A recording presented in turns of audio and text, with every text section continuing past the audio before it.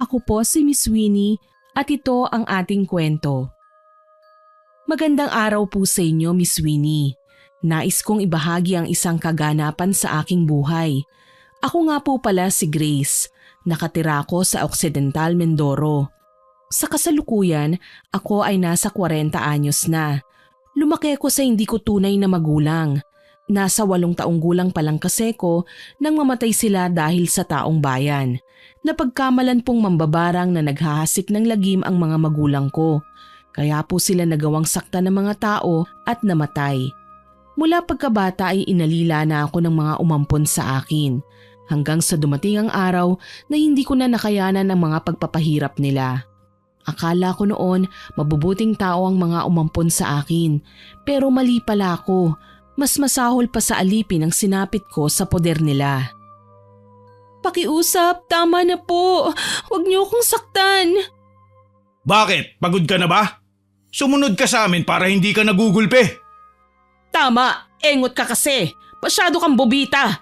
Kung gusto mo ng kabaitan mula sa amin, sundin mo ang inuutos namin. Sinusunod ko naman po ang lahat ng sinasabi niyo sa akin eh. Kulang pa rin ba? Ano po bang nagawa ko para ganituhin niyo ako?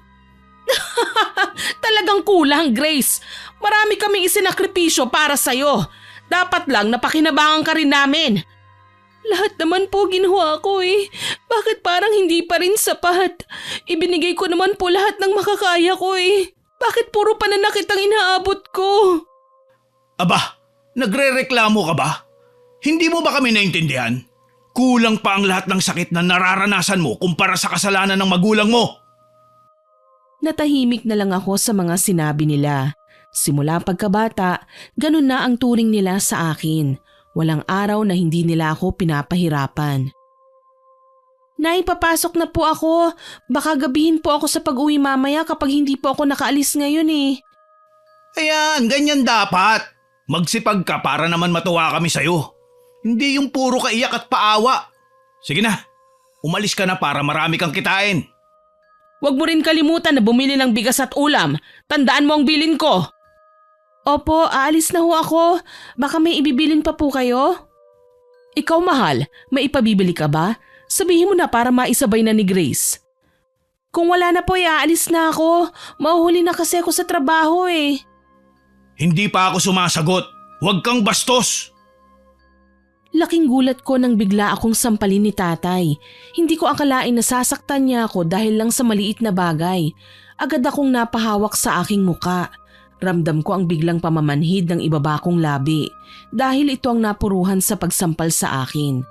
Sa totoo lang, Miss Winnie, kung hindi lang malaki ang utang na loob ko sa kanila dahil sa pagpapalaki nila sa akin, matagal ko na silang sinagot-sagot at nilabanan. Pero dahil alam kong wala akong mapupuntahan kapag pinalayas nila ako, tiniis ko ang lahat ng pananakit nila sa akin kahit pa sobra na ang pagpapahirap. Pwede naman ho kayong magsalita ng hindi nananakit eh. Kapag nahuli ako sa trabaho, baka matanggal ako. Wala na akong kikitain at mas lalo kayong magagalit sa akin. Ayan na naman siya. Iyak na lang ba ang alam mo? Sige na, umalis ka na. Huwag ka nang pumasok. Ang dami mong arte. Pero kailangan ko po ang trabahong ito. Hindi ako pwedeng matanggal. Hindi nga pwede. Maglaba ka na lang. Bakit? Susuway ka na naman ba sa akin? Wala akong pakialam kung matanggal ka. Ayoko po. Kailangan ko ng trabahong ito. Ayaw mong sumunod? Gusto mo uli na sampal? Eto ang sayo. Arte-arte ka ba ha? Tanggapin mo to ng matauhan ka. Naramdaman ko na lang ang malakas na suntok ni tatay sa sikmura ko. Sobrang kirot at namilipit pa ako. Kahit na nasaktan ako, tumakbo pa rin ako palabas ng bahay. Ayoko kasi na hindi pumasok sa trabaho. Nag-iipon din ako para makapag-aral sa high school. Simula nang makagraduate ako sa elementarya, pinatigil na nila ako sa pag-aaral. Sabi nila sa akin, magsasayang lang daw sila ng pera lalo na't hindi naman nila ako tunay na anak. Sobrang sama ng loob ko noon pero wala na akong magawa. Wala rin naman kasi akong matatakbuhan. Nasa 8 taon pa lang ako nang mamatay ang tunay kong magulang. Tanging sina Nanay Adelina at Tatay Mikoy ang kumupkop sa akin. Wala na rin kasi akong kamag-anak na gustong umampon sa akin. Pagkarating ko sa trabaho, nag-alala kagad sa akin ng mga kasama ko. Alam naman kasi nila ang sitwasyon ko, pero nagsisinungaling pa rin ako para pagtakpan sila Nanay Adelina at Tatay Mikoy sa tuwing nagtatanong sila.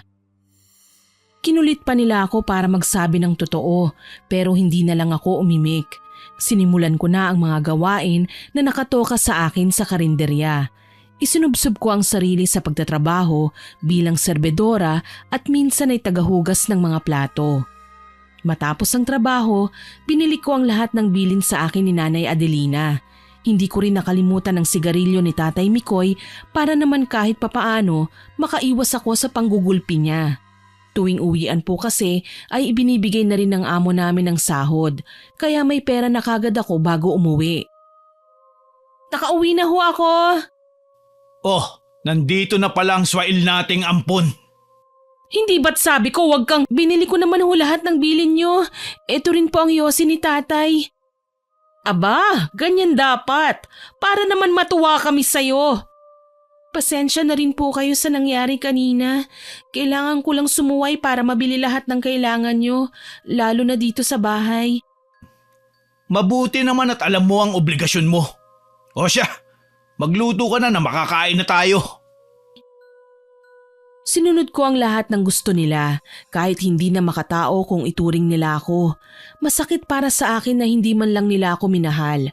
Pero pinagpapasalamat ko na lang sa kanila dahil kahit papaano meron akong bahay na matutuluyan. Kahit pagod pa ako galing sa trabaho, ipinagluto ko kagad sila. Nang matapos ay inihanda ko na ang pagkain sa mesa, tsaka ko sila tinawag para kumain. Pero hindi man lang nila ako inalok. Kumain sila at walang pakialam sa akin. Nakatayo lang ako at pinanonood sila dahil ayaw nila akong makasabay. Nawawalan daw sila ng gana. Pagkatapos nilang kumain, tsaka nila ako pinayagan. Mga tira na lang ang palagi kong pinagtsatsagaan. Umupo na ako pagkatapos nila at dinampot ang isang pirasong tuyo. Yun ang inulam ko ng gabing yon dahil yun na lang ang natira. Kahit na gusto kong magreklamo, hindi ko ginawa dahil kailangan silang pakisamahan para hindi nila ako saktan. Ako rin kasi ang kawawa kapag sumagot pa at umalma. Lumipas ang mga araw at malapit na ang pasukan. Kahit alam kong magagalit na naman sila, kapag binuksan ko ang usapin tungkol sa aking pag-aaral, sinubukan ko pa ring magpaalam. Bukas ho pala, pupunta ako sa bayan para mamili ng gamit sa eskwela. Eskwela? Di ba't pinahinto ka na namin sa pag-aaral? Mahal, ang ampon mo, nangangarap na naman. Aba, wala kaming pampaaral sa'yo. Ano ba yung pumasok sa utak mo ha, Grace? Wala naman po kayong gagastusin kasi ako magpapaaral sa sarili ko. At sa tingin mo papayag kami? Kahit ito lang ho, hayaan nyo naman po ako. Pangako mas magsisipag ako, payagan nyo lang po ako. Payagan mo na, mahal. Pero kapag hindi dumoble ang bigay mo sa amin, titigil ka. Maliwanag ba? Wala na akong nagawa pa ng mga oras na yon. Sumang-ayon na lang ako sa gusto nila para matupad ko ang aking pangarap. Ilang sandali ang lumipas, habang naguhugas ako ng pinggan, bigla na lang namatay ang ilaw. Dali-dali kong kinuha ang kandila at tinignan ko kung nawalan ba ng kuryente sa aming kapitbahay. Pero tanging kami lang ang nawalan ng ilaw, kaya naman napatingin ako kina nanay at tatay. Bakit po wala tayong kuryente? Nagbibigay naman po ako ng pambayad, hindi ba? Oo, pero hindi ko na ibayad. Pumunta kasi dito yung kumpare ko eh. Nagyayang magsugal, kaya ayun, naglaro kami, kaso natalo ako. Tsaka yung kalahati, binayad ko dun sa Bombay. May utang kasi ako na cellphone, yung nadukot sa akin sa palengke. Bakit hindi niyo ho inuna yung kuryente? Tsaka dapat sinabi niyo man lang sa akin para nagawan ko ng paraan. Aba, ano bang malay ko na puputulan tayo? Natural po, hindi tayo nakabayad eh. Ay, dapat pinaalam niyo sa akin. Ang dami mong satsat. Di bukas bayaran mo. Ibabalik din naman agad ang kuryente kapag nakabayad ka na. Kuda ka ng kuda dyan, ang sakit sa tenga. Hindi na lang ako kumibo sa sinabi nila. Alam ko kasi na mas masasaktan lang ako kapag nakipagtalo pa ako sa kanila. Matapos kong makipag-usap, nagpahinga na ako sa maliit kong kama sa sala. Wala kasi akong kwarto. Tanging maliit na katre na ako lang ang gumawa, ang higaan ko. Kinabukasan, maaga akong gumising. Nagluto ako ng almusal para sa kanila. At matapos nun, umalis na ako at nagpunta sa trabaho. Bumali ko sa amo ko para makakuha ng pambayad sa kuryente namin na pinutol. Noong una, ayaw pa sana akong bigyan ng amo ko. Pero nagmakaawa ako at sinabi ko ang aking sitwasyon.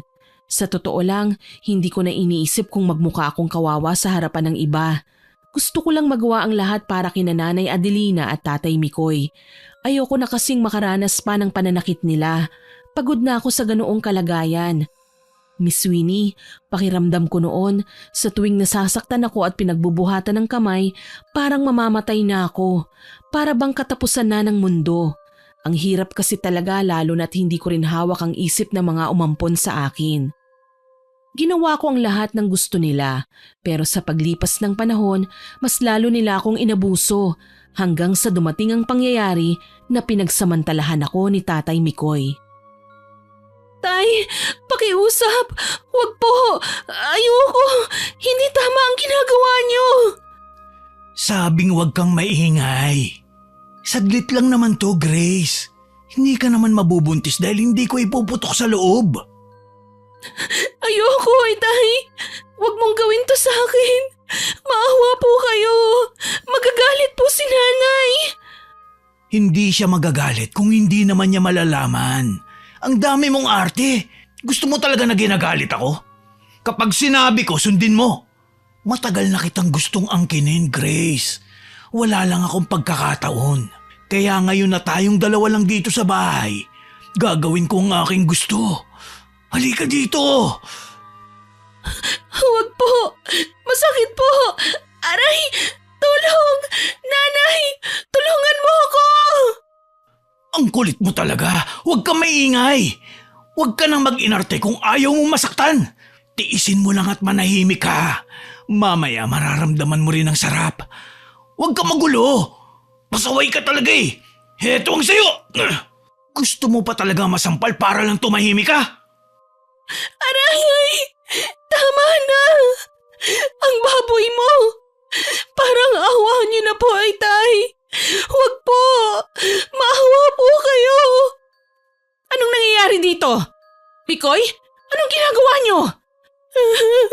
Inay, ginahasa ako ni Tatay. Sinira niya ang puri ko. Mahal, inakit niya ako. Naghubad siya sa harapan ko. Maniwala ka sa akin, hindi siya bastardang yan. Magaling palang umakit ang babae niyan. Ang sarap ng tulog ko kanina. Tapos nagising ako na sumampa na siya sa ibabaw ko. Pinasok niya ako dito sa kwarto. Tinakot pa ako na kapag hindi ko itinuloy ay sisirain niya tayo. Maniwala ka, mahal. Anong sinabi mo? Ikaw na babae ka? May kati ka rin palang tinatago?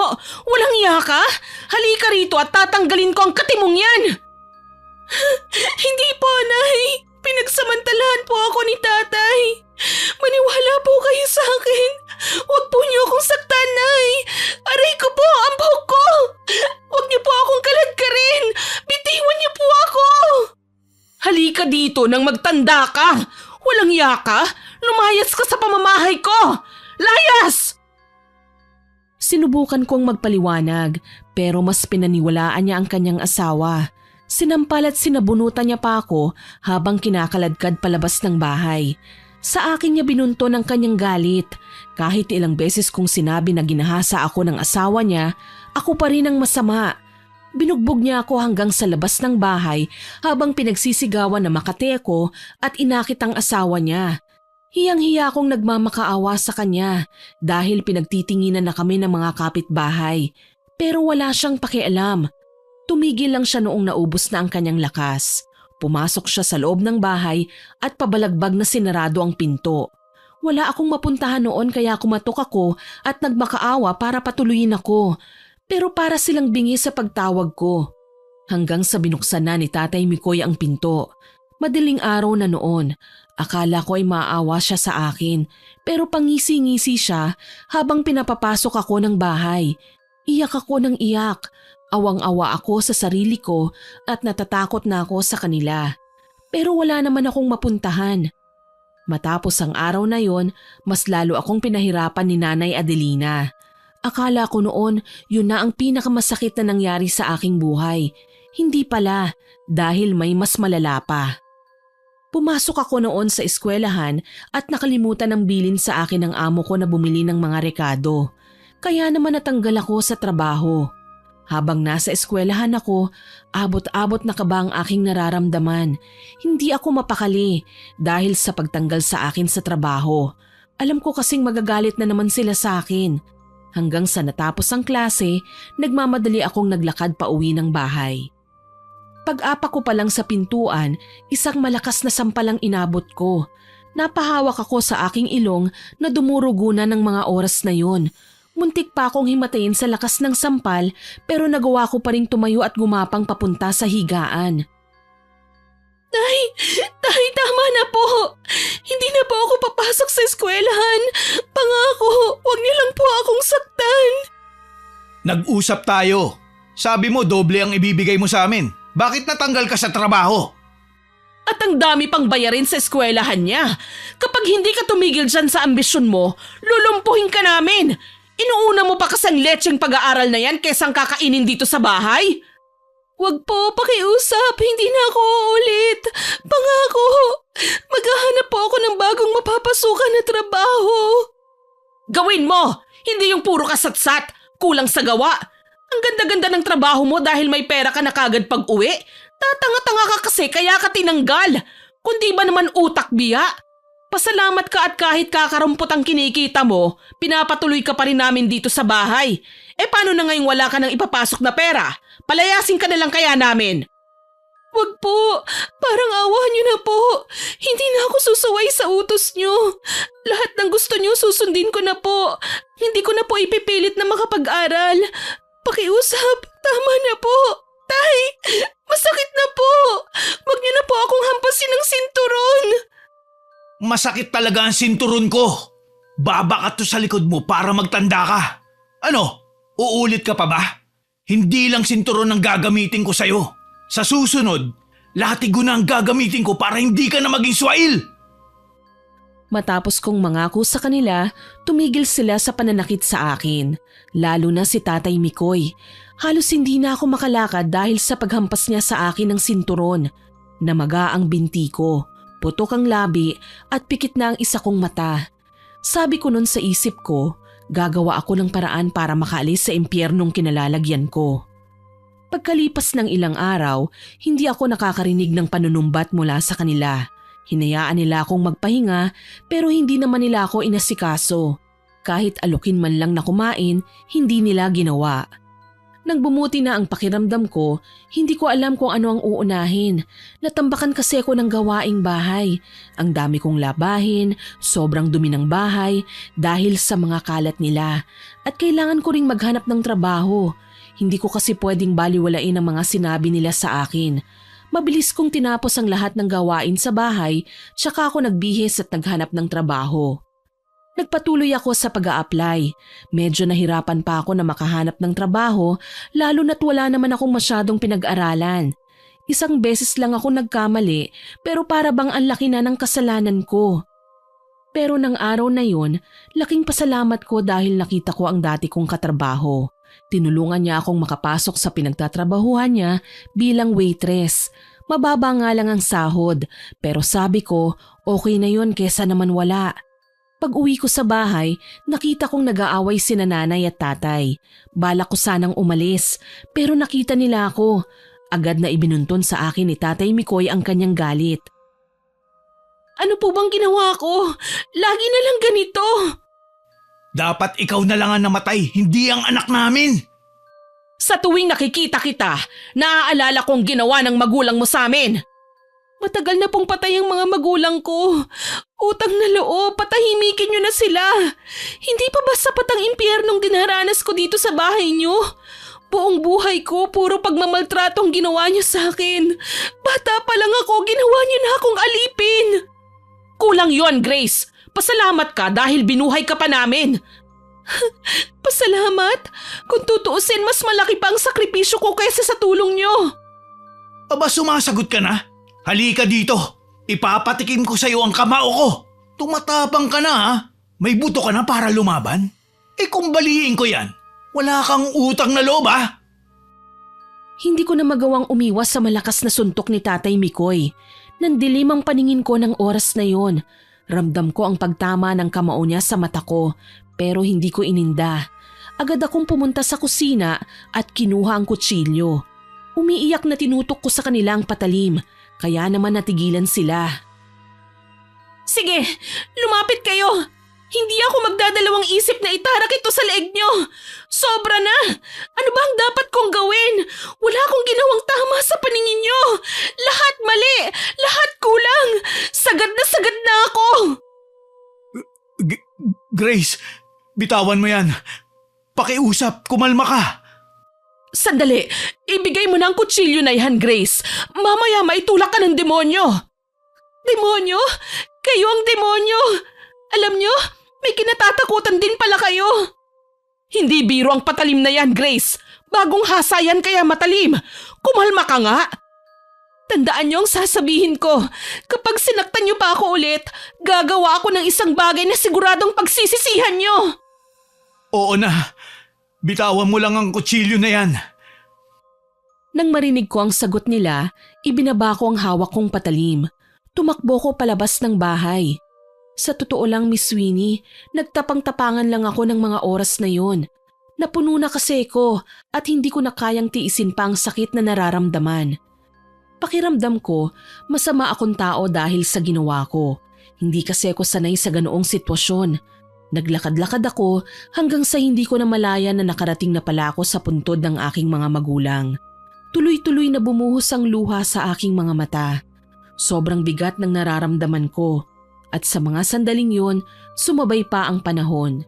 Tila dinadamayan ako dahil bumuhos na kanina ang nagbabadya na ulan.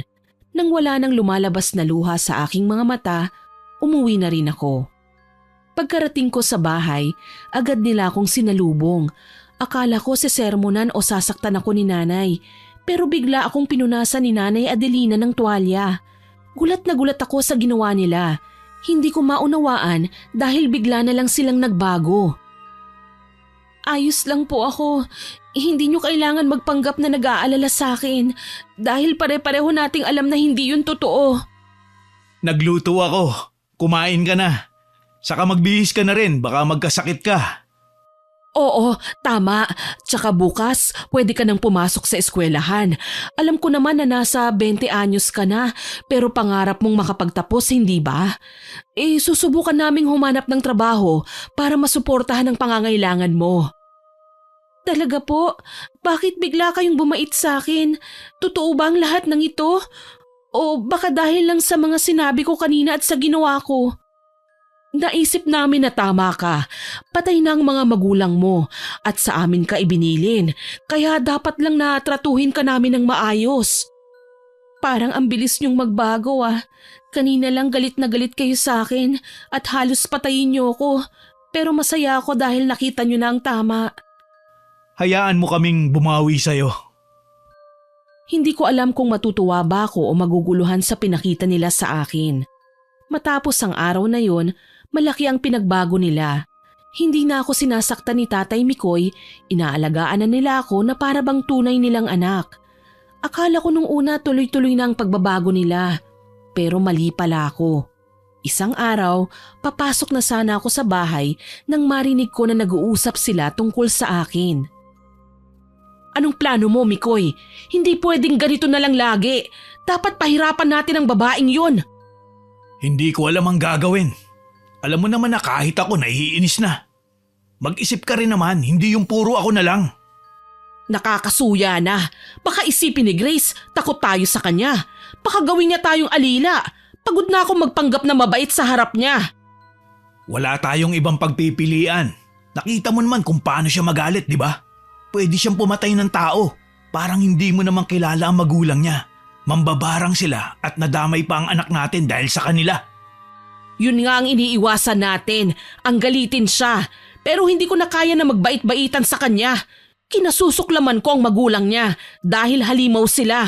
Kung hindi natin sila naging kaibigan noon, sana kasama pa natin si Maria hanggang ngayon at hindi ang anak ng mambabarang na yon.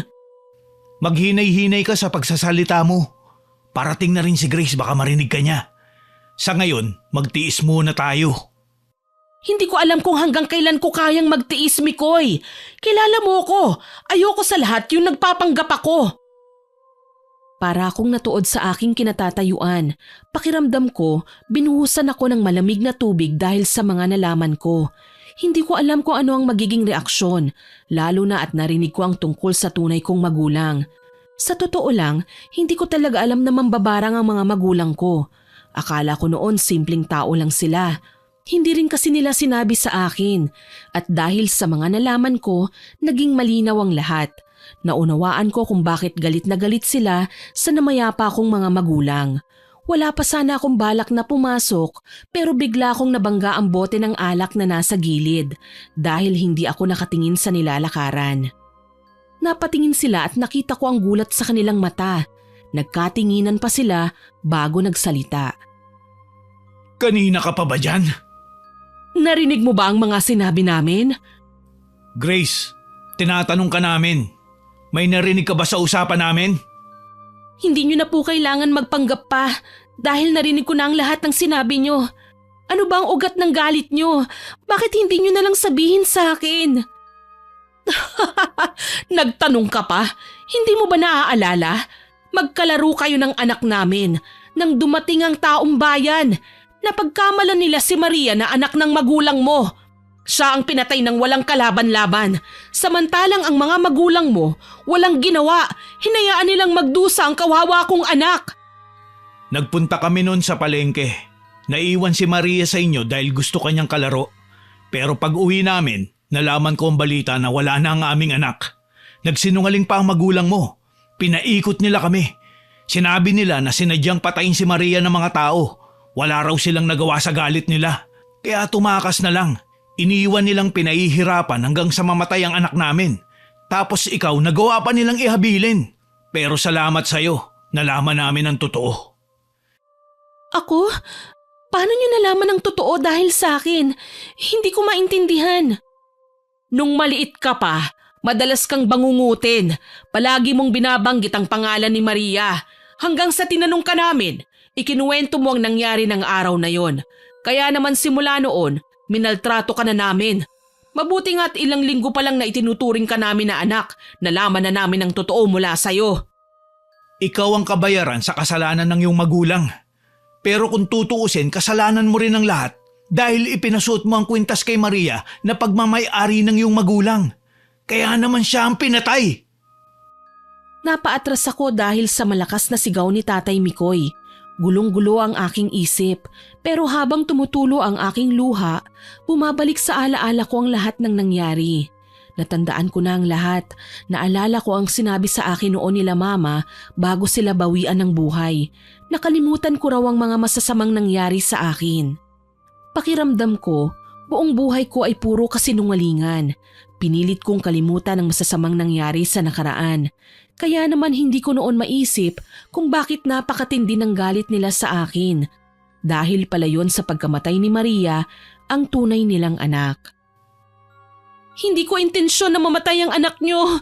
Higit sa lahat, hindi ginusto ng mga magulang ko na mapahamak si Maria. Taong bayan ang dapat sinisingil nyo sa pagkawala niya, hindi ako. Pinahiram ko noon sa kanya ang kwintas ko dahil gusto niya. Hindi namin alam na may mangyayari. Sinubukan siyang iligtas ng mga magulang ko, kaya nga sugatan sila eh. Pero namatay pa rin ang anak namin dahil sa'yo. Ikaw at ang mga magulang mo ang may kasalanan ng lahat. Nagsisisi kami na naging malapit pa kami sa magulang mo. Kung hindi sana namin sila naging kaibigan, buo pa ang pamilya namin. Walang may gusto sa nangyari. Kahit ako sinisisi ko ang sarili ko sa mga pangyayari, kaya nga pinilit kong kalimutan ng lahat. Kayo ang tunay na masama dito, hindi ang mga magulang ko. Pasalamat ka dahil binuhay at inaruga ka pa namin. Kung tutuusin, kaya ka naming patayin pero hindi namin ginawa. Hindi kami gaya ng magulang mo na kayang isakripisyo ang iba para sa kanilang sariling kapakanan. Hinayaan nilang mangyari ang bagay na yun sa anak namin para lang maisalba ang sarili nilang anak. At ikaw yun. Talaga? Tumingin kayo sa salamin. Mas masahol pa kayo kaysa sa kinamumuhian nyo. Hindi nyo nga ako pinatay, pero inalila, minaltrato at ginawa nyong impyerno ang buhay ko. Wala kayong kasing sama. Sobrang galit na ako ng mga oras na yon. Hindi ko namalayan ang biglang pagpatay sindi ng mga ilaw. Hindi ko rin naramdaman na naapakan ko na pala ang basag na bote ng alak dahil sa aking emosyon. Pakiramdam ko, unti-unting nauubos ang pasensya ko. Lahat ng hinanakit na kinimkim ko sa loob ng maraming taon ay bigla na lang lumabas. Dinampot ko ang basag na bote ng alak at nilapitan ko sila. Napaatras at napaupo pa si Nanay Adelina dahil itinutok ko sa kanya ang basag na bote ng alak na aking hawak. Anong gagawin mo, Grace? Lumayo ka sa akin! Ngayon, alam mo na ang pakiramdam ng nagmamakaawa. Ganito lagi ang ginagawa niyo sa akin, hindi ba? Halos lumuhod ako sa harapan niyo pero naawa ba kayo? Hindi! Dahil demonyo kayo! Wala kayong kasing sama! Sarili niyo lang ang iniisip niyo! Ngayon, pinalalayo niyo ako? Akin na yan! Huwag mong sasaktan ang asawa ko! Papatayin kita! Tama na! Ayoko na! Pakiusap! Huwag mo kong sasaktan! Halika dito, Nanay Adelina!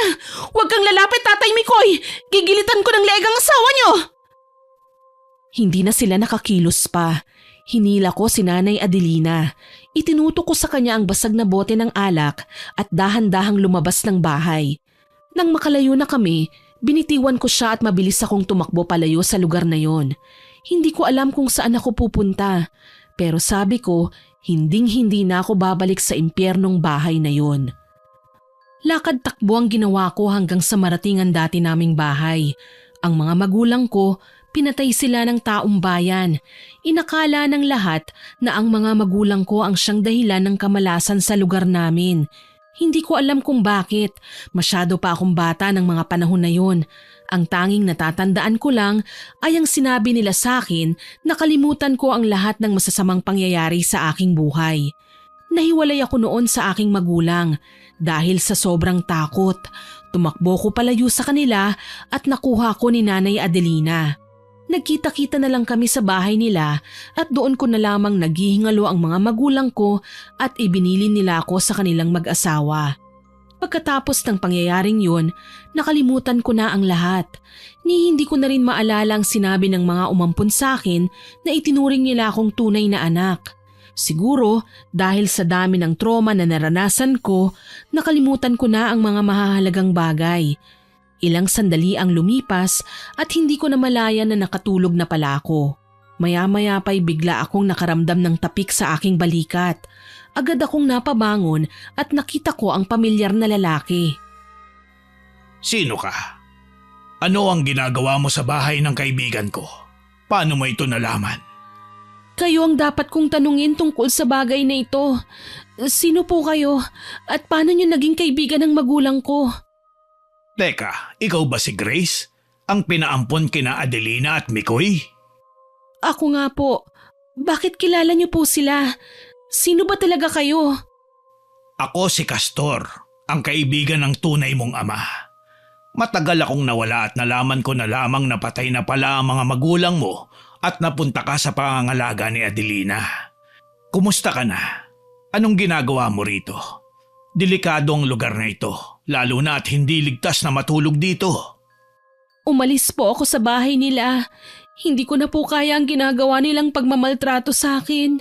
Simula ng bata pa ako, pinahihirapan at inalipin nila ako.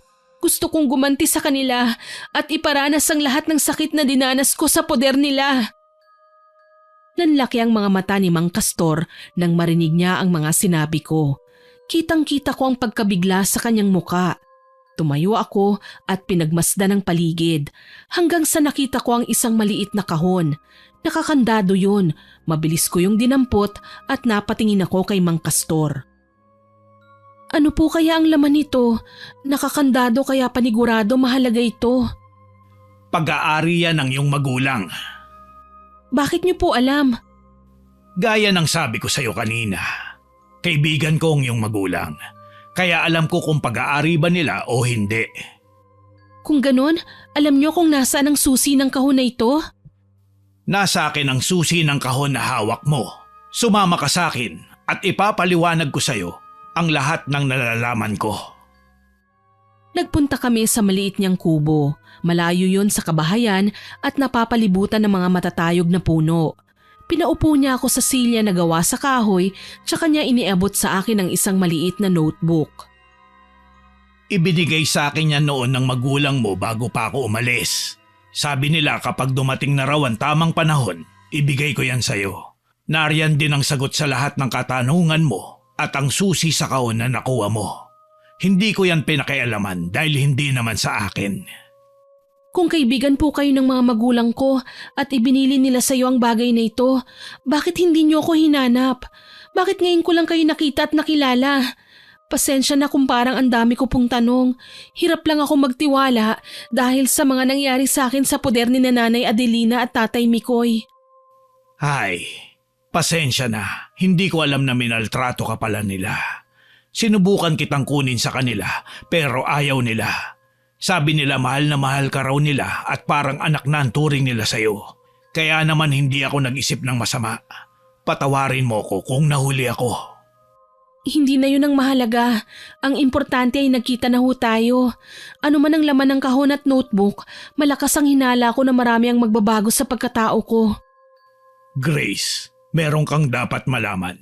Ang notebook na ito ay puno ng mga alaala at kwento ng iyong mga magulang. May mga sinulat sila sa mga nangyari sa nakaraan, pati na rin ang mga dahilan kung bakit natapos ang kanilang buhay ng maaga. Ano po bang nakasulat dito? Bakit parang napakahalaga dahil nilagyan pa nila ito ng kandado?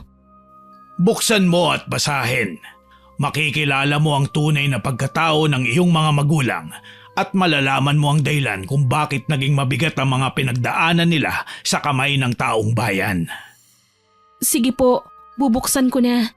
Babasahin ko kung anong nilalaman nito at umaasa ako na lahat ng katanungan sa isipan ko ay magkakaroon na ng kasagutan.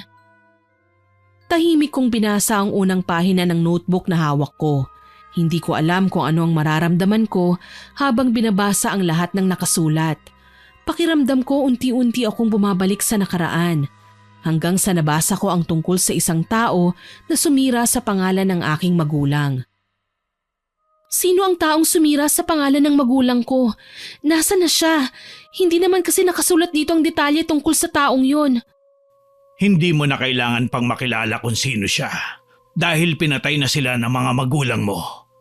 Ang mahalaga ngayon ay malaman mo ang totoo at magawa mo ang gusto mo. Ano ba talaga ang plano mo? Gusto kong iparamdam sa umampon sa akin ang dinanas kong hirap. Kung ganun, handa ka na bang matuto kung paano maging mambabarang? Handang-handa na po ako. Hindi na ako makapaghintay na makita silang magmakaawa at lumuhod sa harapan ko. Binigyan ko sila ng pagkakataon para magbago pero sinayang nila. Kaya ngayon, ako naman ang magpapahirap sa kanila. Tama. Huwag kang mag-alala dahil tutulungan kita para mabigyan ng aral sina Adelina at Mikoy. Hindi ko palalampasin ang lahat ng ginawa nila sa akin. Ang pagiging mambabarang iha ay hindi lamang basta paggamit ng mahika o sumpa. Kailangan mong matutunan ng tiyaga, disiplina at tamang pagkontrol sa kapangyarihan. Sa tingin niyo po ba, matututunan ko ang mga aral na itinuturo niyo sa akin? Oo naman. Sa tamang panahon, matututo kang gumamit ng barang. Talaga po? Pahahalagahan ko ang lahat ng ituturo niyo sa akin, Mang Castor. Pero tandaan mo, ang sumpang bibitiwan mo, maaaring bumalik sa'yo kung gagamitin mo sa maling paraan. Natahimik ako sa sinabi ni Mang Castor. Sa pagdaan ng araw, napapansin ko na mas dumadalas ang pagpapakita ng mga itim na paru-paro sa paligid ko. Nagtanong ako noon sa kanya at sabi ni Mang Castor, senyales daw yon na nagbubukas na ang aking kakayahan. Paano ko po malalaman kung handa na ako? Kapag dumating ang araw na handa ka na, hindi mo na lang basta malalaman ang sikreto ng pambabarang. Mararamdaman mo rin yun sa dugo mo. Ibig sabihin kusa na lang lalabas? Mararamdaman mo na yun. Huwag ka lang magmadali. At tandaan mo ang lahat ng bilin ko sa'yo. Huwag po kayong mag-alala, hindi ko sasayangin ang lahat ng bilin niyo sa akin. Pangako po ito. At hindi nga siya nagkamali dahil natutunan ko ang lahat ng itinuro niya sa akin. Hanggang isang araw, pinigyan niya ako ng isang regalo. Nang buksan ko ito, isang itim na bilog na parang holen ang nakita ko sa loob nito. Parang may kakaibang enerhiyang dumaloy sa katawan ko nang hawakan ko ito. Alam ko noon na hindi ito ordinaryong bagay. Sa sandaling yon, alam kong tapos na ang pagsasanay ko at oras na para gumanti. Mahabang panahon din akong nagsanay at wala akong naging balita sa mga umampon sa akin. Itinuon ko kasi ang pansin ko sa pag-aaral ng itim na kaalaman upang mabalikan ko sila. Naituro ko na sa iyo ang lahat ng dapat mong malaman. Aalis na ako, Grace. Kailangan na ako sa amin. Naway sa susunod nating pagkikita, payapa na ang iyong isipan. Mag-iingat ka at naway magtagumpay ka sa iyong mga plano. Maraming salamat po sa lahat ng mga turo at gabay niyo sa akin. Talagang nakatulong ito sa aking pag-unlad. Wala yun. Ginawa ko lamang ang nararapat. Sana kapag bumalik po kayo, makabawi na ako sa inyo. Mababayaran ko rin ang lahat ng tulong niyo sa akin. Wala yun. Ipinagbilin ka sa akin ng mga magulang mo. Kaya naman ginawa ko lamang ang nararapat. Mag-iingat po kayo. Ikaw rin. Sana magkita pa tayo, Grace. Ayon sa turo sa akin ni Mang Castor, mas mabisa na ako mismo ang pupunta sa biktima ko para ilagay ang sumpa. Kaya naman sinadya ko na makita sina Nanay Adelina at Tatay Mikoy. Gulat na gulat sila nang makita ko. Matagal na rin kasi kung hindi nagpakita sa kanila. Agad na lumapit sa akin si Nanay Adelina. Niyaya niya pa ako sa kanilang bahay at mabilis akong sumama upang maisagawa ko ang aking plano. Umupo kami sa sala. Nakipag-usap ako at sumasagot sila sa akin na para bang wala silang ginawa sa aking masama. Nasa kusina naman si Tatay Mikoy sa mga oras na yon. Abala siya sa paghahanda ng merienda. Habang nakaupo kami, nagpapanggap ako na nakikipagkwentuhan sa kanila. Pero sa isip ko, handa na ang malagim kong plano para makaganti sa kanila. Habang nagtatawanan sila, dahan-dahan kong inuusal ang isang orasyon na hindi ko pinapahalata sa kanila. Sa ilalim ng mesa, 2 insekto ang pinakilos ko, isang itim na langgam at isang maliit na gagamba. Dahan-dahan silang gumapang papunta kay Tatay Mikoy at Nanay Adelina. Alam kong hindi nila mararamdaman yon sa umpisa, pero kapag dumapo na ang aking barang sa kanila, doon magsisimula ang tunay na paghihirap. Matapos ang ilang saglit, tumayo ako at bahagyang ngumiti sa kanila. Pasensya na po, kailangan ko na pong umuwi eh. Ha? Aalis ka na kagad? Bakit parang nagmamadali ka? Oo nga, hindi pa tayo nakakapagkwentuhan. May gagawin pa po kasi ko eh. Hindi ka na babalik dito? Pasensya na po, pero hindi na po. Sige, hayaan mo na siya. Ingat ka. Ngumiti ako ng pilit kahit sukang-suka na ako habang kausap sila. Pagkalabas ko sa kanilang bahay, alam kong magsisimula na ang kabayaran sa lahat ng ginawa nila sa akin. Simula nang bumisita ako sa bahay nila, hindi na ako tumigil sa pagdalaw ng palihim. Tuwing pupunta ako, mas lalong lumalala ang itsura nila. Sa una, simple lang ang nangyari. Si Nanay Adelina ay madalas magreklamo na masakit ang katawan niya, para daw laging may tumutusok sa laman niya. Pero kahit anong inumin niyang gamot ay walang epekto. Samantala, si Tatay Mikoy naman ay madalas na hinihika at sumasakit ang tiyan. Pero habang lumilipas ang mga araw, mas lumalala ang kanilang nararamdaman. Pagkalipas ng 2 linggo, dumalaw ako ulit. Pagpasok ko, nakita ko kagad si Tatay Mikoy sa sala. Halos hindi ko siya makilala. Payat na siya. Halos kita na ang buto sa kanyang balat at ang kanyang muka ay namumutla, puno ng malalalim na guhit, para siyang hindi natutulog. Paglapit ko, biglang bumuka ang kanyang bibig at doon ko nakita ang nakakakilabot na itsura niya.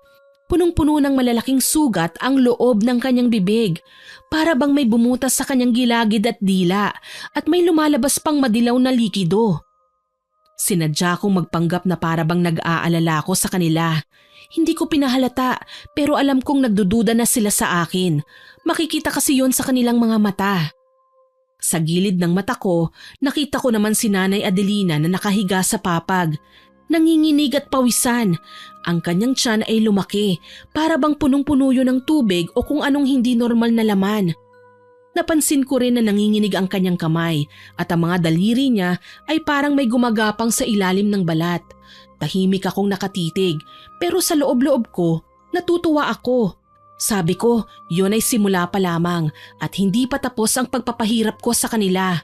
Magsasalita pa lang sana ako pero agad akong pinaalis ni Nanay Adelina at Tatay Mikoy. Kaagad akong lumabas ng kanilang bahay. Umalis na lang ako doon at hindi na dumalaw pa. Sa totoo lang, kinabahan talaga ako ron, Miss Winnie.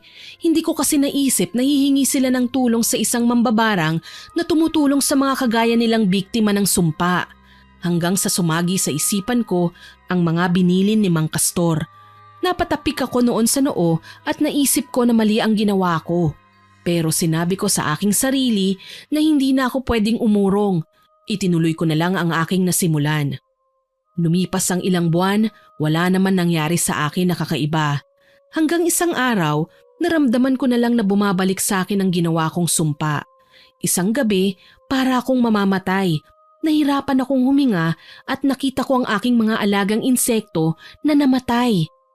Ilang sandali pa ang lumipas, napasuka ako ng dugo. Ramdam ko ang pananakit ng aking katawan. Maya-maya pa'y bigla ko na lang naramdaman na para bang may sumasakal sa akin na hindi ko nakikita. Hanggang sa may narinig akong boses na pumasok sa aking isipan. Hindi ko alam kung saan nanggagaling ang boses na yun. Hindi ko rin alam kung sino siya.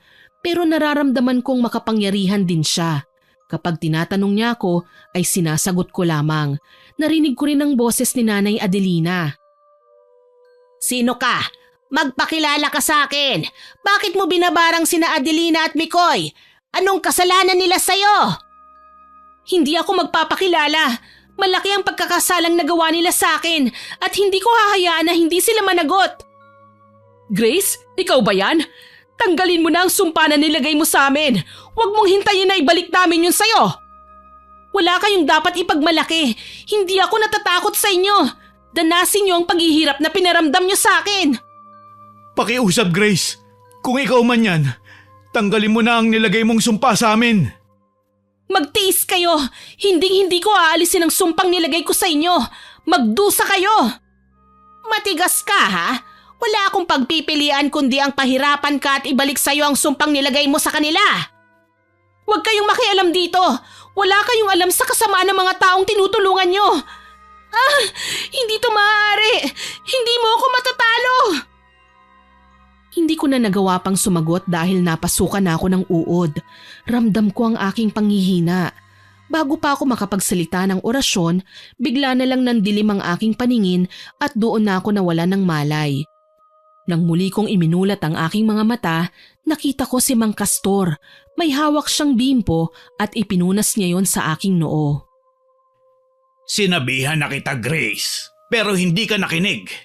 Mabuti na lang at naisipan kong dalawin ka at nakinig ako sa kutob ko. Kung hindi, baka hindi na kita naabutan ng buhay.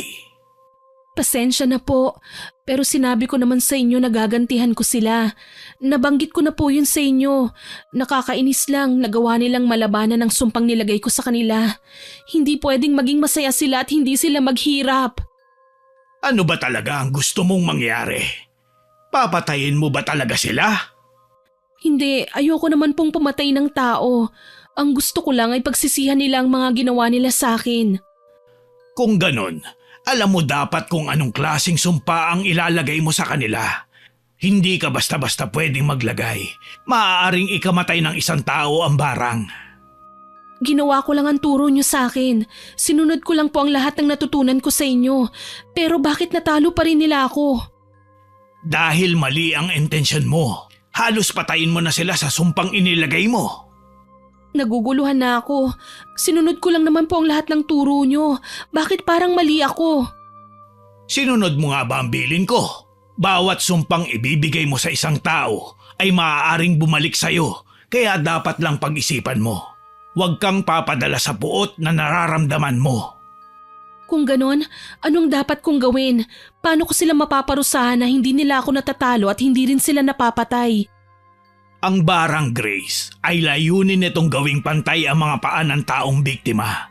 Kung intensyon mo lang na magsisisi sila, aralin mong kontrolin ang kakayahan na taglay mo. At higit sa lahat, kontrolin mo ang emosyon mo. Natahimik ako sa mga sinabi ni Mang Castor. Hindi ko lubos maisip na lahat ng ginawa ko ay mali pala. Tama ang layunin kong mapagsisi sila, pero mali ang aking naging hakbang. Matapos ang pag-uusap namin ni Mang Castor, sinabihan niya ako na hanapin ko ang itim na libro. Tanging ang aming saninlahi lamang ang makakahanap nito. Nakasulat raw sa librong yon ang mga dapat kong gawin at matutunan dahil tanging ang mga kadugo ko lamang ang nakakaalam nito. Wala akong ideya noon kung paano hahanapin ang itim na libro na sinasabi niya. Hanggang sa binalikan ko ang bahay namin noon. Hindi ko alam pero para bang may nag-uudyok sa akin na magpunta sa likod bahay. Habang naglalakad ako at patungo roon, napansin ko ang isang puno ng mangga na may marka. Pamilyar yon sa akin hanggang sa naalala ko ang disenyo ng kahon na nakuha ko. Dali-dali akong umuwi sa aking tinutuluyan, kinuha ko ang kahon at binuksan yon. Nakita ko ang tila ba isang mapa na may kakaibang sulat. Hindi ko maintindihan dahil nakasulat sa ibang lengguwahe. Meron ding mga drawing, kagaya ng bilang ng lakad o hakbang, may mga puno at iba pang simbolo. Pinag-aralan ko ang mapa at nalaman ko sa likod bahay lang din nito tinuturo ang kailangan ko. Kinuha ko yon at bumalik sa puno ng mangga.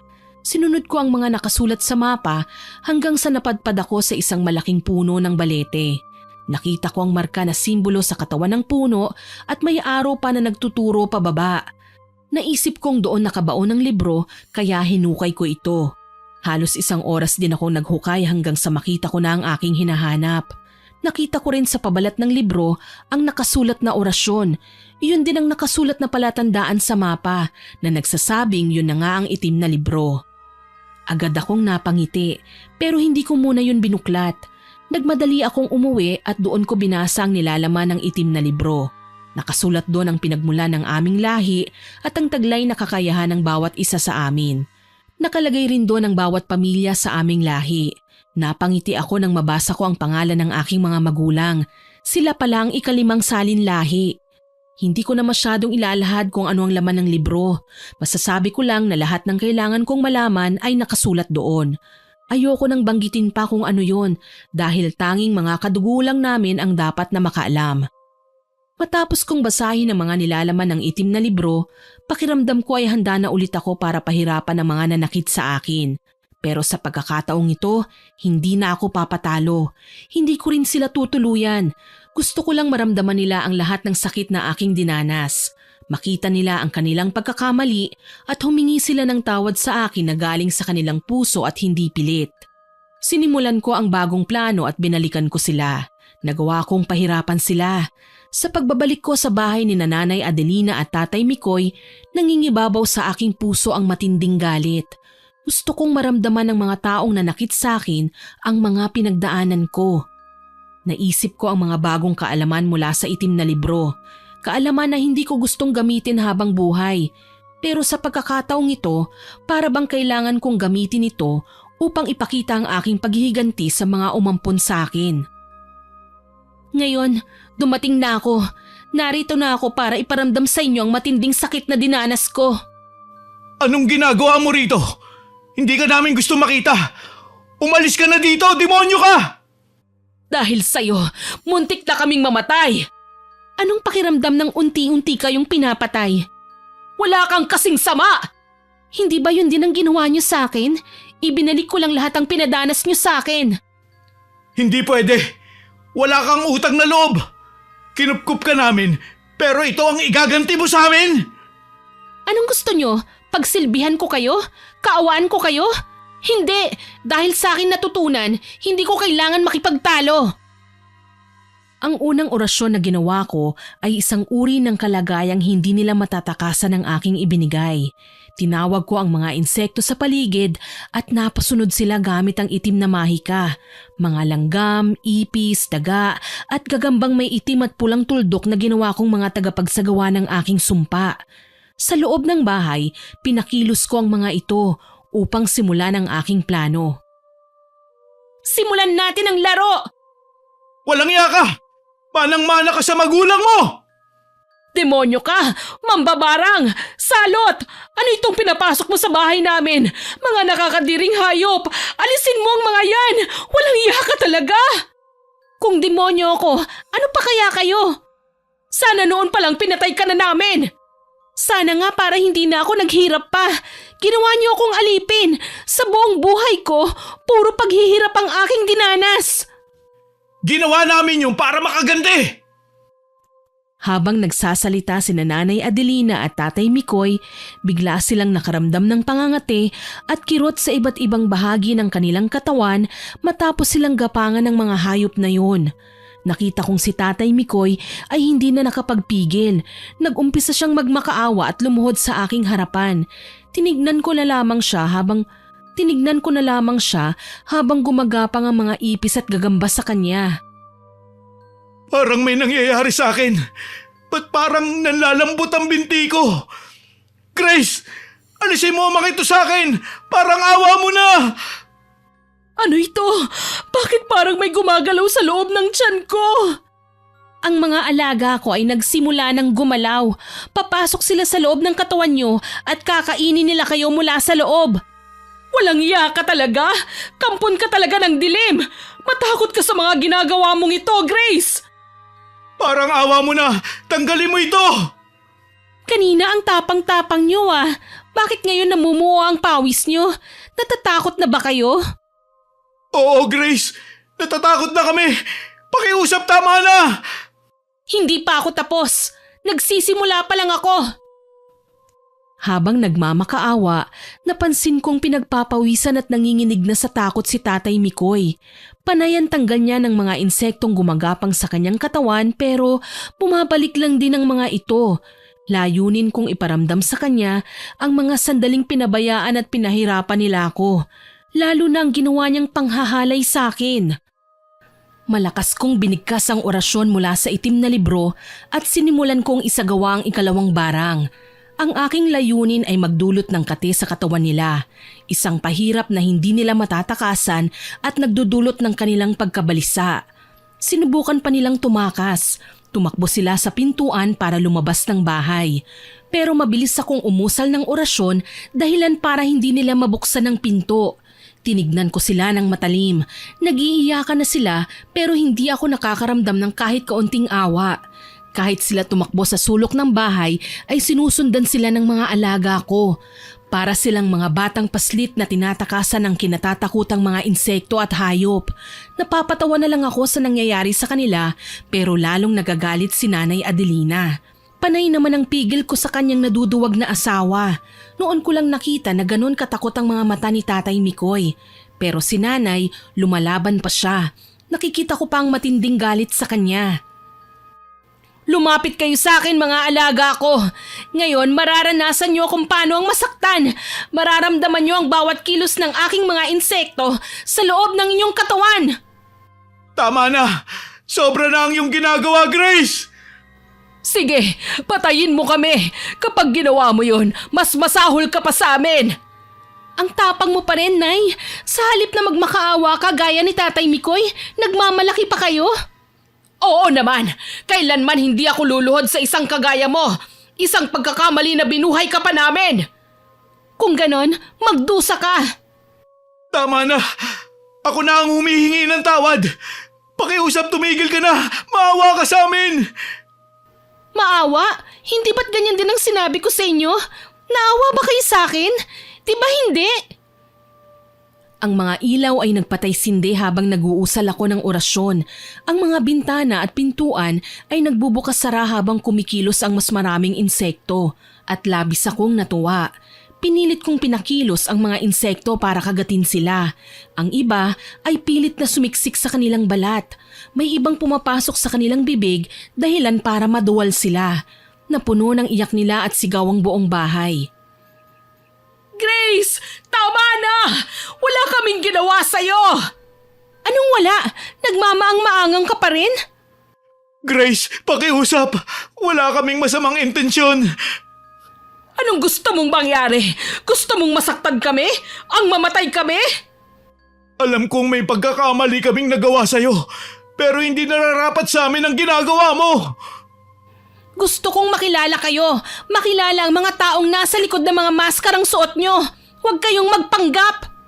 Ipinakita na namin sa'yo ang tunay na kami. Ano pa bang gusto mo? Talaga? Yan na ang totoong kayo? Hindi nyo nga maamin ang kasalanan nyo eh. Hanggat hindi kayo nagsisisi, hindi ko ititigil ito. Sa bawat pagtatangka nilang iwasan ng mga insekto, lalong lumalala ang sakit na kanilang nararamdaman. Pumapasok ng pilit sa mga butas ng katawan nila ang mga insekto. Kapag iniluluwa nila ay kaagad ko namang dinadampot at sapilitang isinusubo sa kanilang bibig. Ang ikatlong barang na ginawa ko ay nagdulot ng matinding kirot sa kanilang puso at isipan upang maalala nila ang lahat ng kanilang pagkakamali. Habang pinipilit nilang umiwas, lalo silang pinahihirapan ng barang na nagpalala sa kanilang pagdurusa. Matapos kong maisagawa ang aking plano, umalis na ako sa kanilang bahay na para bang walang nangyari. Hindi ko alam kung ano ang mararamdaman ko. Matutuwa ba ako o makukonsensya? Aaminin ko, Miss Sweeney, nadala na talaga ako ng galit, pero mabuti na lang at nagawa kong makontrol ito. Umalis ako dahil muntik ko na silang matuluyan. Pag-uwi ko sa bahay, naroon si Mang Castor. Bigla siyang pumalakpak at ngumiti sa akin. Magaling! Isa ka na talagang mambabarang. Binabati kita, Grace. Mabuti na lang at nagawa kong mapigilan ang aking galit. Bumalik kasi sa alaala ko ang lahat ng masasakit na aking pinagdaanan. Napuno po ng puot ang puso ko. Salamat po dahil itinatak niyo sa isipan ko ang lahat ng dapat kong gawin. At dahil sa itim na libro, kaya ko nang kontrolin ang aking kapangyarihan. Natutuwa ko na marinig ang bagay na yan mula sa'yo. Nakita ko ang ginawa mo kina Adelina at Mikoy. Hanggang kailan mo sila pahihirapan? Magdurusa sila hanggat hindi nila inaamin ang kanilang kasalanan. Hindi ako titigil hanggat hindi sila nagsisisi at humihingi sa akin ng tawad mula sa kanilang puso. Mag-iingat ka. Alam mo naman ang pwedeng mangyari. Huwag ka lang susobra at bantayan mo ang kalusugan mo. Baka masyado ka nang naglalabas ng lakas. Kapag nilabanan nila ang sumpa mo at mahina ka, pwede kang matalo. Alam ko po, nangyari na yun nung una kaya hindi ko hahayaan na maulit muli. Basta't palagi mong tatandaan ang bilin ko. Hindi ko alam kung kailan ulit ako makakadalaw dahil may problema rin ako sa amin. Sana maayos na ang lahat sa pagbalik ko. Sana nga po, sila lang naman ang hinihintay ko. Matapos ang araw na yun, nagpatuloy ako sa aking ginagawa. Palihim akong dumadalaw kina Nanay Adelina at Tatay Mikoy. Nakita ko kung gaano sila nahirapan. Nabalitaan ko ring humingi sila ng tulong at nagpunta sila sa dating tumulong sa kanila. Pero wala rin itong nagawa. Alam niya na siguro kung ano ang kaya kong gawin at marahil nakita niya ang tunay na ugali ng mga taong tinulungan niya noon. Sa paglipas ng mga araw, hindi pa rin sila humihingi ng tawad sa akin hanggang sa naisipan kong muling magpakita sa kanila. Kumusta kayo? Masaya bang maghirap? Grace, ikaw ba yan? Siya nga, masaya ka na ba? Naghihirap na nga kami, gaya mo noon. Hindi ako masaya, sobrang tuwa ko. Pero alam nyo ba, nalulungkot din ako kasi naghihirap kayo. Pakiusap, tama na Grace. Hirap na kami. Masama kaming tao pero hindi nararapat sa amin ang ginagawa mo. Hindi nararapat? Paano naman yung ginawa niyo sa akin? Yung paulit-ulit yung pananakit sa akin, pagmamaltrato at paninisi niyo kahit patay na ang mga magulang ko. Patawarin mo kami. Nagsisisi na ako sa mga nagawa ko sa'yo. Adelina, mahal. Humingi na lang tayo ng tawad. Para saan? Hindi niya tayo pakikinggan. Kinasusuklaman niya tayo. Yun ba talagang tingin niyo sa akin, Nanay Adelina? Ganito ba ako kasama para hindi magpatawad? Kung ang Diyos nga ay kayang magpatawad, ako pa kaya na tao lamang? Dinamay mo pa ang Diyos sa kasamaan mo! Mahiya ka nga, Grace! Mahal, tama na. Aminin na lang natin ang mga nagawa natin sa kanya. Magsisi tayo. Maling-mali naman talaga ang ginawa natin. Ang galit natin sa mga magulang niya ay ibinuntun natin sa kanya kahit na wala siyang kinalaman sa nangyari. Natahimik si Nanay Adelina sa mga sinabi ni Tatay Mikoy. Maging ako ay hindi makapaniwala sa aking narinig. Inamin niya na meron silang kasalanan. Hindi ko rin akalain na sasabihin niya ang lahat ng yun. Lalo na't kilala ko si Tatay Mikoy bilang matapang at hindi nagpapatalo. Dahan-dahang naglakad si Tatay Mikoy palapit sa akin. Laking gulat ko nang bigla siyang lumuhod at paulit-ulit na humihingi ng tawad sa akin. Pakiusap, Grace. Tanggalin mo na ang nilagay mo sa amin na sumpa. Ako na ang humihingi ng tawad para sa asawa ko at sa aking sarili. Ano bang sinasabi mo, Mikoy? Nahihibang ka na ba talaga? Nahihibang pala talaga ang tawag mo sa taong tinanggap ang kanyang pagkakamali. Mabuti pa si Tatay Mikoy. Aminado siya sa kanyang mga pagkakamali. Pero totoo ba talagang nagsisisi ka na, Tay? Oo, Grace. Mukha ba ako nagpapanggap? Kung ang pag-aamin ng mga kasalanan ko ang tanging paraan para mapatawad mo kami, gagawin ko yun ng buong puso. Ano bang saysay ng pagsisinungaling? Sa uli, malalaman mo rin ang totoo. Mas mabuti pang tanggalin ko ang maskara kaysa magdusa habang buhay. Kaya sana, bigyan mo pa kami ng ikalawang pagkakataon. Kung ganon, tinatanggap ko na po ang paghingi nyo ng tawad. Makakaasa kayo, mawawala ng paghihirap nyo. At ako, paano naman ako? Hindi mo ba ako pagagalingin? Ang sumpang nilagay mo sa akin, hindi mo ba ito aalisin? Ang tanong, nagsisisi na ba kayo talaga? Parang hindi ko pa nakikita na talagang nauunawaan yung pagkakamali nyo. Mukhang kulang pang dinaranas yung paghihirap para buksan ang inyong mga mata sa katotohanan. Hindi kumibo si Nanay Adelina sa sinabi ko. Ramdam ko na ayaw niyang aminin ang lahat ng kanyang mga pagkakamali. Kaya umalis na lamang ako. Hinayaan ko siyang mag-isip at pagdusahan ang mas malalang sakit na binigay ko sa kanya. Pag-uwi ko sa bahay, pagod na pagod ako. Nahiga ako sa banig at pinagnilay-nilayan ng lahat ng mga nangyari. Hindi ko akalain na darating ako sa ganitong punto ng buhay ko. Sa totoo lang, Miss Winnie, talagang nakukonsensya na ako sa mga nagawa ko. Pero nangingibabaw pa rin sa akin ang kagustuhang mapagbago sila. Gusto ko sanang aminin nilang dalawa ang mga kasalanan nila sa akin. Ayoko talagang umabot sa ganitong sitwasyon. Pero pakiramdam ko, kailangan kong gawin ito. Kung hindi ko sila imumulat sa katotohanan, hindi nila makikita ang mga pagkakamali nila. Maaari pa silang malugmok sa galit dahil sa mga nangyari sa nakaraan. Alam kong hati ang opinyon ng mga nakikinig sa aking kwento, pero gusto ko lang linawin na wala akong ibang intensyon kundi ang marinig mula sa kanila na nagsisisi sila sa kanilang mga nagawang kasalanan. Alam ko namang hindi perpekto ang lahat ng tao. Nagkakamali at nagkakaroon ng kasalanan. Kaya naman nais kong magbago sila at bigyan sila ng pagkakataon para ayusin ang kanilang sarili. Pero hindi mangyayari ang lahat ng yon kung hindi ko ipaparanas sa kanila ang sakit na pinagdaanan ko sa poder nila. Ilang araw ang lumipas at marami akong naririnig na balita tungkol kay Nanay Adelina. Patuloy pa rin siyang nagmamatigas, hindi katulad ng kanyang asawa. Si Tatay Mikoy sa kabilang banda ay naalisan ko na ng sumpa at nakita kong siya ang tunay na nagbago.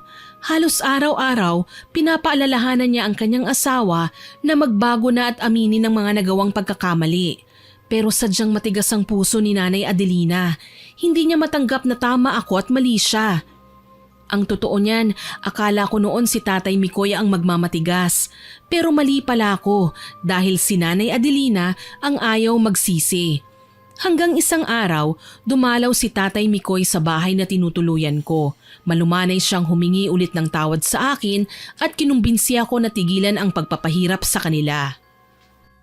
Alam kong walang kapatawaran sa mga nagawa kong kasalanan. Hindi ko alam kung paano ko babawi sa'yo. Pero gusto ko munang magpasalamat dahil inalis mo ang sumpang inilagay mo sa akin. Masaya po ako na sa wakas ay namulat na kayo sa katotohanan. Pero gusto ko rin pong humingi ng pasensya dahil humantong pa sa ganito. Naiintindihan kita. Pero may gusto lang sana akong hilingin sa'yo. Patawarin mo na sana si Adelina. Alam ko na hindi pa siya humihingi sa'yo ng tawad. Pero kung makikita mo ang kalagayan niya ngayon, maaawa ka sa asawa ko. Wala akong magagawa roon, Tay. Siya na ang pumili ng kapalaran niya. Pero huwag kang mag-alala dahil hindi pa naman huli ang lahat. May oras pa siya para magbago at hindi naman ako kasing sama ng iniisip niyo. Hindi ko magagawang pumatay ng tao pero habang buhay siyang magdurusa kung hindi siya hihingi ng tawad. Ano ba ang dapat niyang gawin? Hindi po akong makakasagot niyan kundi kayo. Bakit ako? Ikaw dapat, di ba? Dahil ikaw ang naglagay ng sumpa. Ako nga ang naglagay ng sumpa, pero kayo ang makakasagot ng tanong nyo. Ano ba ang ginawa nyo para makawala sa sumpa? Yun ang dapat gawin ni Nanay Adelina. Pasensya na, pero wala na po sa akin ang solusyon. Nasa inyo na po ito. Makalipas ang ilang araw, patuloy pa rin na kinukuha ni Tatay Mikoy ang aking loob. Sa tuwing bumibisita siya, nagdadala siya ng mga pasalubong, mga paborito kong pagkain gaya ng adobo at mga prutas. Pero sa kabila nun, hindi ko pa rin inalis ang sumpa kay Nanay Adelina. Tay, kahit ano pa po ang gawin nyo, wala na akong magagawa. Hindi ko mababawi ang sumpa kay Nanay Adelina. Kung talagang gusto niyang makabawi, siya ang dapat humingi ng tawad. Doon palang mawawala ang sumpa. Grace, ganun pa rin ang sinasabi ng asawa ko. May mga tao talagang hindi kayang patawarin ang sarili nila. Pero mahal ko siya. Hindi ko kayang mahirapan siya. Kung makakausap mo sana siya, baka magbago ang isip niya. Walang ibang makakatulong sa kanya kung hindi siya mismo, Tay. Sa ngayon, hihintayin ko na lang siyang lumapit sa akin. Huwag na kayong magsayang ng oras na suyuin ako dahil hindi kayo ang kailangan gumawa nun. Wala bang ibang paraan para matigil na ito? Wala dahil ito po ang layunin ko. Sana kahit papaano ay lumambot ang puso mo.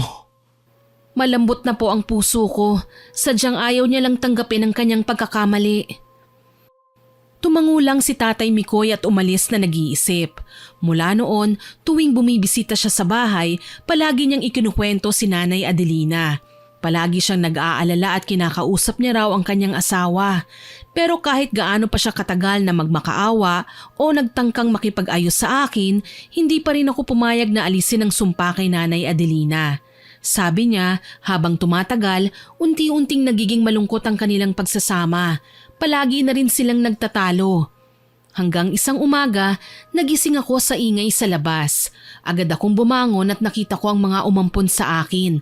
Laking gulat ko nang makita sina Nanay Adelina at Tatay Mikoy na naglalakad papasok sa bakuran. Nakangiti si Tatay Mikoy pero kita ko na may lungkot sa kanyang mga mata. Bakit nandito kayo? Grace, nagpunta kami para makipag-ayos. Alam kong matagal na kami nagkasala at nagpahirap sa buhay mo. Pero narito kami ngayon para humingi ng tawad. Gusto naming malaman mo na nagsisisi na kami. Oo, Grace. Naiintindihan ko na ang mga nagawa ko. Pasensya na kung hindi kita tinrato ng maayos. Ang galit ko ay binuhos ko sa'yo. Yan ang aking pagkakamali. Pakiusap, patawarin mo na ako. Natutuwa ako na marinig ang mga salitang yan mula sa inyo. Naiintindihan ko na hindi mo kasalanan ng mga nangyari sa nakaraan. Patawarin niyo rin sana ako sa mga nagawa ko. Hindi na mahalaga mga nangyari. Ang importante, nalaman na natin ang ating pagkakamali. Bakit ngayon lang kayo humingi ng tawad? Bakit hindi niyo ito ginawa noon? Ang mga salita niyo ay parang hangin, walang saysay kung walang gawa. Nakita na namin ang aming mga pagkakamali. Ipinaliwanag na ni Mikoy sa akin. Gusto naming maging mas mabuting tao. Handa akong gawin ang lahat para sa'yo. Sinunod ko mga sinabi mo, Grace. Kung talagang nagsisisi kayo, ipakita niyo sa akin. Alam namin yun, Grace. Kaya nga kami nandito. Kung totoo man ang sinasabi niyo, ipakita niyo. Huwag kang mag-alala dahil ipapakita ko sa'yo na totoong nagsisisi na ako. Akala nyo ba madali lang ito? Nagdusa ako ng sobra sa kamay nyo. Napakahirap sa akin na magpasensya at patawarin kayo. Sinubukan kong iparamdam ang sakit na dinanas ko. Sa mga nagdaan, sinubukan kong ayusin ang mga sugat sa puso ko. Pwede bang patawarin mo na lang siya, Grace? Hindi ko din alam kung kailan kami makakabawi. Pero nandito kami ngayon, kumakatok sa puso mo. Patawarin mo kami. Alam kong hindi madali ang mga pinagdaanan mo. Pero handa kaming gawin ang lahat. Mapatawad mo lang kami. Alam kong kasalanan nyo ang lahat kung bakit naging ganito ako. Pero hindi na maibabalik ang dati. Pwede bang bigyan mo kami muli ng pagkakataon? Umabot na kami sa bagay na ito kaya hindi na kami susuko. Sana matanggap mo ang aming paghingi ng tawad. Handa kami sa lahat ng bagay para makabawi. Sige, bibigyan ko kayo ng pagkakataon pero kailangan na ipadama at ipakita nyo. Gusto kong makita na totoo ang mga sinasabi nyo. Yan ang gusto naming ipakita sa'yo, Grace. Magsisimula kami sa lahat ng kailangan at hindi na namin sasayangin ang pagkakataon na ibinigay mo sa amin. Alam kong mahihirapan kang magtiwala sa amin, lalo na sa akin dahil matagal kong napagtanto ang aking kamalian. Pero makakaasa ka na tutupad kami sa aming sinabi. Sana nga po, huwag niyo na sanang sayangin ang pagkakataon na ito dahil baka sa susunod hindi ko na magawang magpatawad. Alam namin yon, Grace. Ilang beses mo na kaming binigyan ng tsansa para magbago. At ngayon napag-alaman ko na mali ang mga ginawa namin sa'yo. Hindi ko alam na naging halimaw na pala ako sa harap ng anak ng aking kaibigan dahil sa galit. Mabuti naman at namulat na ang mga mata niyo, Nanay Adelina. Hindi ko naman gusto na saktan at pahirapan kayo. Gusto ko lang ipakita ang inyong mga pagkakamali. Kaya nga, salamat dahil iminulat mo kami sa katotohanan. Napangiti ako sa mga nangyari. Habang nagiging malinaw na ang lahat, alam kong magiging bahagi na sila ng aking bagong simula. Kung ito ay magbibigay ng pagbabago, handa akong makita ang kanilang tunay na pagkatao. At nagpatuloy kami sa pag-uusap. Napuno ng pangako mula sa kanila ang usapan. Puno rin ng pag-asa na balang araw ang mga alaala ng sakit at hapdi ay mapapalitan ng saya. Habang nag-uusap kami ni Nanay Adelina at Tatay Mikoy, unti-unti kong nakilala ang kanilang mga tunay na damdamin. Ang mga pagkakaiba ng aming nakaraan ay tila naging tulay upang matuto kaming pare-pareho. Bakit ba kasi sa akin yung sinisi ang lahat ng nangyari? Ano po bang dahilan? Napuno kami ng galit. Namatay ang magulang mo at nagsinungaling sila sa amin. Kaya ikaw ang napagbuntunan namin. Pero ngayon, alam ko na mali ang nagawa namin. Ngayon naiintindihan ko na po. Sana noon pa lang, napag-isip-isip nyo na. Hindi na sana tayo umabot sa ganito. Babawi kami. Pangako. Naramdaman ko ang tindi ng kanilang pagsisisi. Sila ang mga taong minsang nagdala sa akin ng labis na sakit pero sa mga oras na yon, naramdaman kong may pag-asa pa. Tapos na po ang usapan na to. Wala na akong dapat pang sabihin. Hindi kita pipilitin na alisin mo ang sumpa sa akin, pero sana matapos na ang lahat ng ito. Narinig ko na po ang gusto niyong sabihin, Nay, kaya makakaasa kayo na matatapos na po ang lahat. Salamat, Grace. Hanggang sa mga oras na yon, nanatili pa rin ang hinanakit ko sa kanila. Pero sa kanilang pagluhod sa harapan ko, nabuhayan ako ng pag-asa. Makakaasa kayong pagbibigyan ko kayo ng pagkakataon pero kailangan tuparin niyo ang inyong pangako. Ang mga ugat ng takot at galit ay kailangan ng malimutan. Ipinapangako ko, simula ngayon, magiging mas mabuti kaming tao. Hindi na kami uulit sa mga pagkakabaling ito. Aasahan ko lahat ng sinabi niyo. Salamat sa pagbibigay sa amin ng pagkakataon, anak. Sana lang hindi ako nagkamali sa pagpapatawad ko sa inyo. Makakaasa ka. Makalipas ang ilang linggo, matapos ko silang makausap, talagang nagsumikap sila. Sinimula ni Tatay Mikoy ang pagtulong sa mga tao sa barangay at nakiisa siya sa mga gawain doon kagaya ng pag-oorganisa ng mga feeding program para sa mga bata. Isinama niya rin si Nanay Adelina para hindi naiinip sa bahay. Ipinakita nila na hindi lang sila sa akin bumawi, kundi sa ibang tao rin. Hanggang isang araw, Nagpunta ako sa kanilang bahay.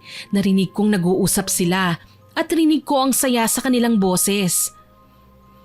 Mukhang masaya po kayo ah. Oo, Grace. Pinag-usapan namin ang mga proyekto natin. Sama-sama tayong makakatulong sa iba. Kaya gusto naming ipaalam at hingin sa iyo ang tulong mo para sa susunod na feeding program natin. Makakaasa ba kami? Oo naman po, walang problema. Sa susunod na linggo na yon, asahan ka namin ha? Sige po, pupunta ako. Nakakatuwa naman dahil nagkakasundo na tayo. Nakaramdam ako ng saya dahil sa kanilang pamumuhay. Hindi namin alam na sa kabila ng mga nangyari, may magandang simula pa palang mangyayari. Oo nga, ipagpapatuloy natin ang mga proyekto natin. Salamat, Grace. Ang mga bata ay siguradong magiging masaya dito. Tiyak ko marami na naman tayong matutulungan. Masaya po ako sa pagbabago ninyo at gusto kong maging parte nito. Hindi kami magiging ganito kung hindi dahil sa'yo. Hindi po, pinili niyo po yan kaya masaya ako. Malaking parte ka ng pagbabago namin. Salamat dahil iminulat mo kami sa kabutihan. Matapos ang araw na yon, sama-sama kaming gumawa ng mabuti hanggang sa muli kaming nagkita ni Mang Castor. Nakatanggap ako ng mga balita tungkol sa'yo, Grace. Binabati kita. Mukhang nahanap mo na ang kapayapaan sa puso mo. Salamat Mang Castor, ito na ang isang bagong simula. May mga aral akong natutunan sa mga pagsusumikap ng mga umampon sa akin. Itong laban mo ay nagbukas ng bagong daan. Lahat tayo ay may mga pagkakamali. At ang totoong yaman ay nasa kung paano natin pinapangatawan ito. Kung hindi dahil sa inyo, baka hindi ako masaya ngayon. Nararapat sa'yo na maging masaya dahil mabuti kang tao, Grace. Natutuwa ako sa tagumpay mo. Ang mga salita na narinig ko mula kay Mang Castor ay parang pintig sa puso ko. Natagpuan ko sa aking sarili ang higit pang kabutihan. Tumayo para sa mga pangarap at makipagtulungan bilang pagbabago sa kapwa. Bilang katibayan ng paghingi ng tawad ni Nanay Adelina at Tatay Mikoy sa akin, nag-ipon sila para muling mabawi ang minanang lupa ko sa aking mga magulang. Nalaman ko na isinanla pala nila ito. Nung sandaling yun ko rin nalaman na may lupa palang iniwan sa akin ng mga magulang ko. Akala ko ay tanging yung bahay lang, pero bahagi lang pala ito ng kabuuan. Doon na nagsimula ang bago kong buhay. Sobrang saya ko po, Miss Winnie. Sabi nga, sa dulo ng mga alon at unos, pagkatapos ng pagsubok ay magbibigay daan ito para sa mas magandang tatahakin. Sa huli, ang mga sakripisyo ay nagbunga ng pagbabago, pag-unawa at tunay na pagkakaibigan. Kaming tatlo, wala na kaming natirang hinanakit mula sa nakaraan. Napalitan na yon ng pagpapatawad at pagmamahalan. Samantala, nangako naman ako sa aking sarili na kailanman hindi ko nagagamitin ang pambabarang upang manakit ng aking kapwa. Muli kong ibinaon ang itim na libro kasama ang iba pang mga gamit sa pambabarang na iniwan ng aking mga magulang. Sa kabila ng mga nangyari, nalaman kong pwede pa rin tayong maging normal na tao. Tayo ang pumipili ng landas natin. Tayo ang nagdidesisyon sa ating buhay. Kahit ano pa ang mangyari sa atin, may kaakibat yon na responsibilidad. Hanggang dito na lamang po ang aking kwento, Miss Winnie. Sana ay maraming natutunang aral ang ating mga tagapakinig. Naway nagustuhan niyo ang aking ibinahaging kwento. Ako po si Miss Winnie na nagsasabing hanggang sa muli at salamat sa inyong pakikinig.